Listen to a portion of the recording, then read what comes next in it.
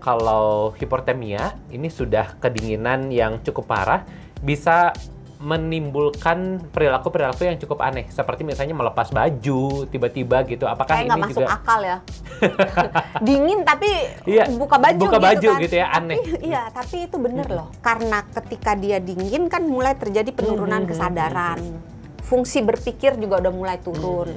Maka dia akan rasa kayak nggak bisa berpikir jernih gitu. Iya. Nah, kalau kita dalam posisi kita yang ngelihat kayak gitu, dibiarin aja. Jangan, ih kamu nih gimana sih? Kan ini lagi dingin, jangan dibuka baju. Justru kita dia nggak jangan akan nolong dengar. ini. Bukan, maksudnya dibiarkan aja perilakunya, nggak usah diedukasi gitu. Nggak akan masuk karena dia udah... Seharusnya kita nolong untuk ini nggak sih? Kasih sesuatu untuk ditutup. Jadi walaupun dia buka bajunya, biarin aja, ditutup aja badannya. Karena pada saat itu dia kesadarannya turun, fungsi berpikirnya juga turun gitu.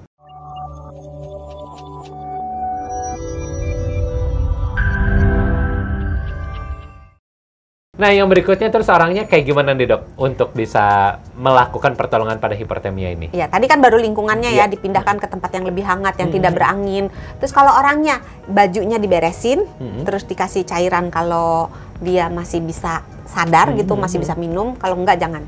Bajunya, kalau misalnya bajunya basah, diganti dengan yang kering. Karena kadang-kadang itu bukan bajunya kurang tebel, tapi karena bajunya basah. Ya, biasanya embun gitu kan di atas dingin. Jadi bajunya diganti yang kering, yang hangat. Kemudian kalau tentang minum, boleh diberikan minuman yang anget. Nah, minumannya mau bergula boleh, mau tidak bergula boleh. Misalnya kalau nggak bergula kayak sup gitu, itu boleh gitu ya. Tapi jangan lupa juga dipastikan orangnya sadar. Emang kenapa tuh dok? Karena kalau orangnya tidak sadar, kita paksa kasih minum, kasih minum biar anget gitu. Orangnya nggak bisa merasakan kalau tidak sadar penuh ya, bukan hanya nggak sadar. Kalau tidak sadar penuh, dia tidak bisa menelan dengan baik. Akibatnya cairan yang kita berikan bisa masuk ke paru-paru dan bisa jadi pneumonia aspirasi. Jadi infeksi paru akibat cairan masuk yang harusnya masuk ke lambung karena dia nggak bisa nelen dengan baik karena kesadarannya nggak penuh, maka cairan itu masuk ke paru-paru gitu. Jadi ujung-ujungnya nanti bahaya juga gitu. Jadi pastikan dia sadar penuh, baru dikasih minum yang hangat. Terus jangan lupa dicek juga tanda-tanda vitalnya, dilihat nih masih napasnya masih bagus enggak, kesadarannya bagus enggak, detak jantungnya bagus enggak gitu. Terus jangan lupa juga jangan dipindahin cepet-cepet. Kadang-kadang kan kita mau gesit gitu ya, kasihan langsung gotong gitu ya. Lakukan dengan perlahan-lahan karena pada saat dia sedang mengalami hipotermia itu organ dalamnya itu dalam kondisi yang dalam tanda kutip sensitif banget. Itu ibarat kata kita ngomong dikit salah dia ngambek gitu. Suruh berdamainya 3 hari ya. Ya, nanti didiemin loh. Itu terapi silent gitu. Jadi kalau dipindahin lakukan dengan perlahan-lahan supaya tidak terjadi henti jantung. Karena jantungnya sensitif, kalau digerakkan tiba-tiba itu bisa fatal. Tadi juga ada good knowledge yang Hans juga baru mention nih dok. Tadi yang dokter Santi ngomong soal minum nih, nggak boleh dipaksa kalau misalnya orangnya tidak sadar penuh. Artinya ini bukan hanya terjadi pada orang hipotermia saja ya? Iya, semua keadaan kalau orangnya itu tidak sadar penuh, jangan dikasih minum. Termasuk pingsan, kan sering nih. Sering tiba-tiba orang pingsan, minum teh hangat gitu. Kayak dicekok gitu kan. Itu jangan. Bahaya ya, bisa masuk ke jantung. Nah, tapi dok, ngomong-ngomong soal minuman, tadi juga dikasih minum air hangat gitu ya. Nah, ini sebenarnya mitos atau fakta sih kalau minuman beralkohol ini dapat membantu menghangatkan tubuh saat terjadi hipotermia? Maburan. Tapi kan hangat dok. Jangan. Jangan ya. Tambah dibuka nanti bajunya. Iya benar. Benar ya. Karena kalau kita minum alkohol, itu pembuluh darah yang di tepi membesar. Ingat nggak kalau kita nonton film Korea kan kalau mabok-mabok tuh sini merah gitu kan ya. Kayak pakai blush on ya. Itu sebenarnya terjadi karena pembuluh darahnya itu membesar gitu. Nah, akibatnya kalau pembuluh darah di area kulit membesar, vasodilatasi gitu, maka penguapan penguapan panas dari si pembuluh darah itu kan jadi lebih cepat. Oh iya benar. Terus kalau minum alkohol bisa maburan. Iya benar. Kalau mabura tambah parah, yang udah tadi penurunan kesadaran gara-gara dia dingin, tambah lagi dia turun lagi kesadarannya karena mabuk gitu kan, tambah parah nanti. Yang tadinya buka baju, semua dibuka nanti ya. Nanti nari gitu. Nari ya. Nggak bisa, itu nggak bisa. Tapi nih dok, masih ngomongin soal mitos atau fakta, juga ada orang. Tunggu lupa. Belum. Tadi yang minuman beralkohol juga menimbulkan reaksi dehidrasi. Jadi bisa bikin dehidrasi? Bisa dehidrasi. Kalau orang lagi naik gunung, mengalami hipotermia, ada yang bilang katanya berhubungan intim ini bisa bikin jadi lebih hangat. Bener nggak sih dok? Maunya Hans ini mah, bukan maunya produser. Maunya Hans ini. Ini produser yang nyamin. Mitos, itu mitos ya. Mitos ya? Oke. Tapi bahwa melakukan skin to skin contact, jadi misalnya dibuka pakaiannya, kemudian menempelkan kulit dengan kulit, memang bisa membantu orang yang terkena hipotermia lebih anget, lebih cepat. Dengan catatan, yang satunya suhu badannya normal, yang satunya hipotermia. Kalau dua-duanya hipotermia, siapa yang memberi kehangatan? Siapa yang menerima kehangatan? Betul. Gitu. Pokoknya harus ada salah satu yang hangat ya. Iya, gitu. Dengan catatan itu. Tapi tidak perlu sampai berhubungan intim. Oke. Dok, ini juga beberapa orang kalau mengalami hipotermia lagi naik gunung gitu ya. Ini kan dipeluk sama teman-temannya. Ada catatan nggak sih misalnya baju teman-temannya nih nggak boleh baju yang parasut atau basah gitu? Nggak boleh basah. Nggak boleh basah ya. Terus ya? Meluknya gentle ya. Kembali lagi tadi, orang yang hipotermia, organ dalamnya sensitif. Jadi jantungnya dalam keadaan sensitif. Jadi kalau digerakkan tiba-tiba itu berhenti ya? Malah mogok dia, berhenti berdenyut gitu. Terus jangan di kenceng-kenceng gitu loh. Termasuk jangan dimasas kenceng-kenceng. Iya. Terus yang dihangatkan, jangan, kadang-kadang kan suka kita gosokin tangan terus pegang tangannya dia. Gitu kan.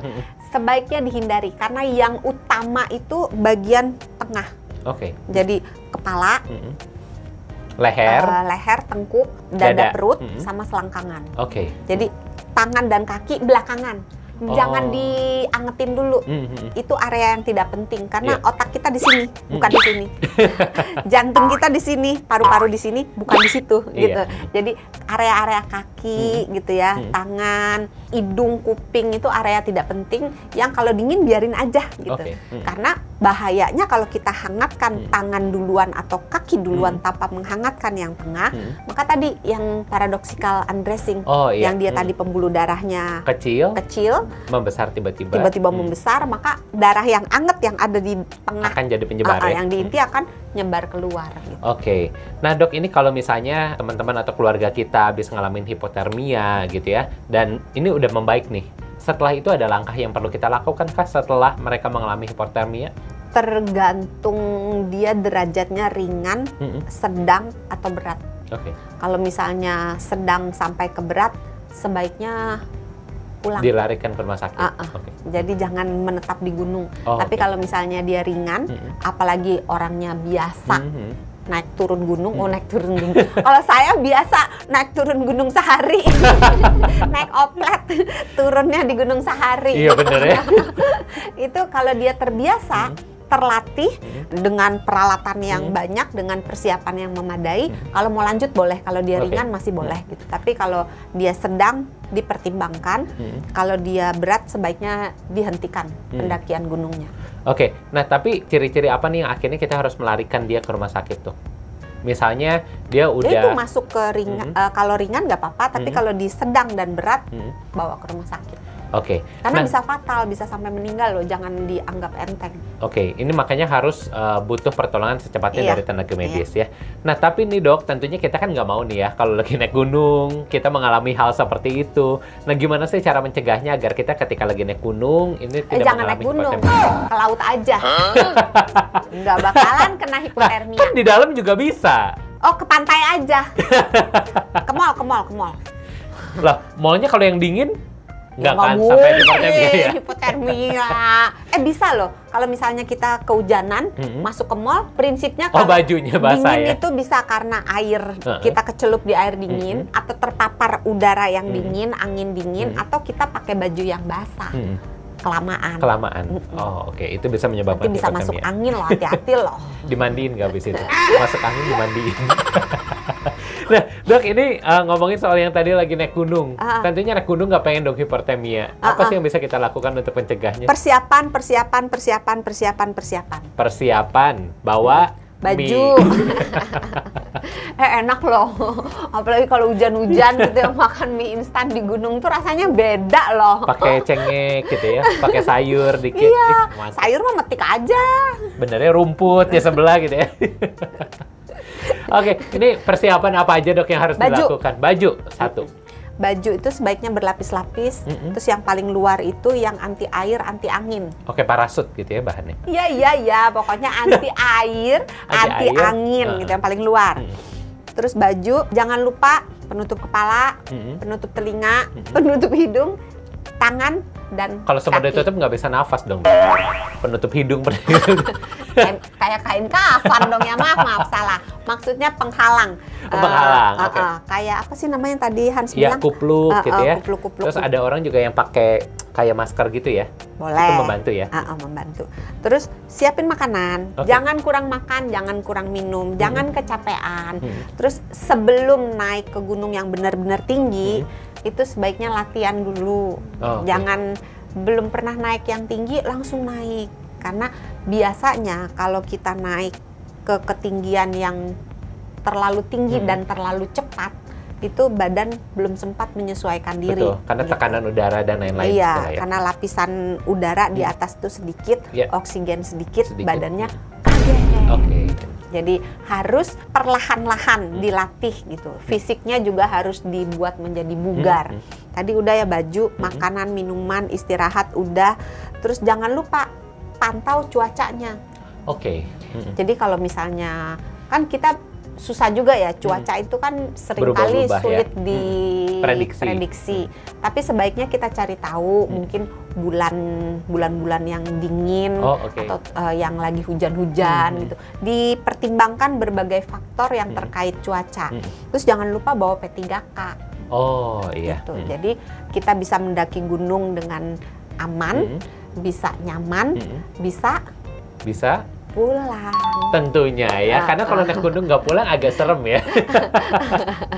Baik, semoga beragam informasi ini bisa cukup bermanfaat untuk Anda yang lagi pengen naik gunung. Belakangan lagi trending nih dok, semua orang kayaknya liburannya pengen naik gunung gitu ya. Semua orang lagi. Soalnya kalau naik pesawat mahal tiketnya, katanya kan di Indonesia. Iya, di luar kan nggak tahu. Oke deh, daripada nanti kemana-mana kita tutup aja, kita akhirnya sampai di sini. Terima kasih banyak sahabat Sonora untuk Anda yang sudah menyaksikan. Buat yang merasa video seperti ini bermanfaat, jangan lupa di like, di komen juga pengen bahas topik apa lagi, dan juga jangan lupa di share dan juga bisa di subscribe channel Sonora di bawah ini. Dan seperti biasa jangan lupa apa dok? Sehat itu mudah, sehat itu murah. Dadah.